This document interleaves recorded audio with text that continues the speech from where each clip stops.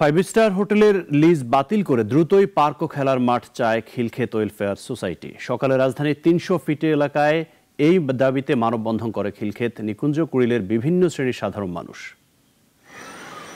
রাজধানী ঢাকা জনবহুল এক নগরীর নাম, চারদিকে শুধু ভবন আর ভবন।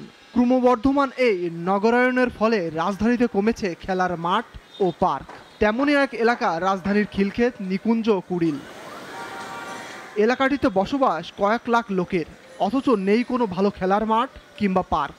আর তাই তো এবার ফাইভ স্টার হোটেলের জমি অধিগ্রহণ বাতিল করে পার্ক ও খেলার মাঠ বাস্তবায়নের দাবিতে মানববন্ধনে নেমেছে খিলক্ষেত এলাকাবাসী। রেস্টুরেন্ট না হয়ে একটা মাঠ হোক, যাতে বাচ্চারা সুন্দরভাবে বাঁচতে পারে, খেলতে পারে। মাঠ নাই, কোনো খেলার মাঠ নাই, পার্ক নাই, কোনো কিচ্ছু না। ছেলেরাই ধুলাবালিতে খেলে। আমাদের একটাই দাবি, আমাদের একটা মাঠ চাই। সকালে খিলক্ষেত ওয়েলফেয়ার সোসাইটির ব্যানারে মানববন্ধনে অংশ নেয় এলাকাটির বিভিন্ন শ্রেণী পেশার সাধারণ মানুষ।